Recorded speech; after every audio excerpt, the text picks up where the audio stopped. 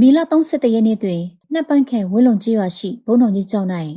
အနက်နဲ့ရရမှလာရောက်ကြသောရှမ်းတိုင်းရင်းသားများနှင့်ဒေသခံကျေးရွာပြည်သူများစုပေါင်းက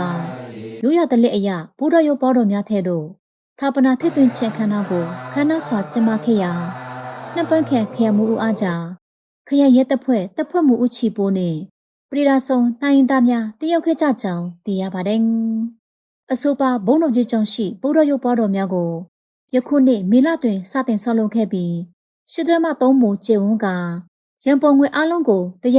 ရကမများကလူဒန်းထားခြင်းဖြစ်ပါတယ်။အဆိုပါဘုရားရုပ်ပေါ်တော်စုရဲ့လည်းဘဟုတွင်ဂျပန်ရဲ့အိုင်နဲ့မင်းသားတိတထဖွားမြင်တော်မူပုံရုပ်ထုတော်ကိုထုလုပ်ထားပြီးဘေးနှစ်ဖက်တွင်အဆောင်နှရုပ်ထုများအနောက်ဘက်တွင်ဖျားရုပ်ပေါ်တော်နှစုကရုံတော်မူဖျားအားခြံရံထားကခန္ဓာကြီးကျယ်၍တမှုထူးခြားသည့်ပြည်သူကလက်ရများဖြင့်တိဆောက်ထားပါတယ်။ဘုံတော်ကြီးကျောင်းအတွင်း၌ရှေးဟောင်းလေယာသုံးပစ္စည်းကိရိယာများကိုပြသထားကပြတိုက်တစ်ခုလည်းရှိပြီးရှေးဟောင်းပစ္စည်းများကိုလက်ရောက်ကြည့်ရှုသူများဖြင့်စီကားလျက်ရှိပါတယ်။အခမ်းအနားကျင်းပသည့်နေ့တွင်ဒေသခံပြည်သူများကရိုးရာထုံးတမ်းစင်လာတိုင်းစုတော်မြတ်တာပို့တာခြင်းဌာပနာထည့်သွင်းခြင်းအခမ်းအနားများကိုကျင်းပခဲ့ကြောင်းယခုတစ်ကြိမ်အခမ်းအနားသည်ဗုဒ္ဓဘာသာယဉ်ကျေးမှုကိုအမွေဆက်ခံခြင်းပြည်သူများ၏စိတ်တရရခွန်အားများကိုပြည့်စုံကြွယ်ဝစေခြင်း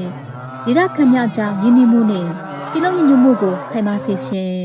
တိုင်းရင်းသားဆုံလင်စွာတာဟဆာဒရှိအတူရှင်သွဲနေထိုင်ခြင်းနှင့်ဒေသအတွင်းယဉ်ကျေးမှုဆိုင်ရာဖွံ့ဖြိုးတိုးတက်ရေးကိုအထောက်အကူပြုစေကြောင်းတင်ဆက်လိုက်ပါရရှင်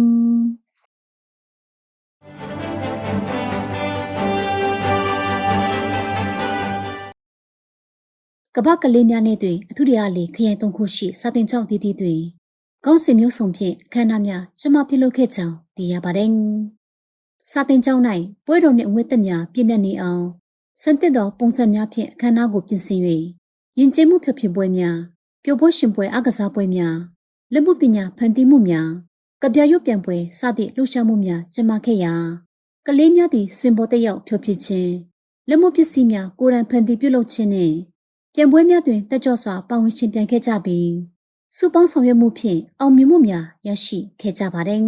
။အားကစားပြန်ပွဲများတွင်လည်းပါဝင်ရှင်ပြန်ကြပြီးအချင်းချင်းခင်မီရင်းနှီးမှုများကိုမြင့်တင်နိုင်ခဲ့ပါတယ်။အခမ်းအနားနောက်ဆုံးတွင်စာတင်ကျောင်းအသီးသီးကပြန်ပွဲများတွင်ဆူရရှိသောကျောင်းသူကျောင်းသားများအားစုတစိမ့်များနှင့်လက်ဆောင်ပစ္စည်းများချီးမြှင့်ခဲ့ပြီးကျောင်းသူကျောင်းသားများအားယုံကြည်မှုအပြည့်ဖြင့်ရှေ့သို့ဆက်လက်လျှောက်လန်းသွားကြရန်လက်ညှိုးခဲ့ပါတယ်။အခမ်းအနားသည်ရိုးရှင်းနှွေးထွေးကကျောင်းသူကျောင်းသားများအားပျော်ရွှင်မှုများမှသဖြင့်စာရိတ္တများကောင်းမွန်စေရန်ပြုစုပြောထောင်ပေးခဲ့ပြီးကျောင်းသွင်းရင်ကျေးမှုများကိုကြိုးဝစေုံသာမကအထူးရလေး၏ပညာရေးလုပ်ငန်းတည်ငြိမ်စွာဖွံ့ဖြိုးတိုးတက်ပြီးစာရိတ္တကောင်းမှုသည့်လူငယ်များမွေးထုတ်ပေးနေသည့်အသွင်ပြင်ကိုလည်းထင်ရှားစေခဲ့ကြောင်းတင်ဆက်လိုက်ပါရရှင်။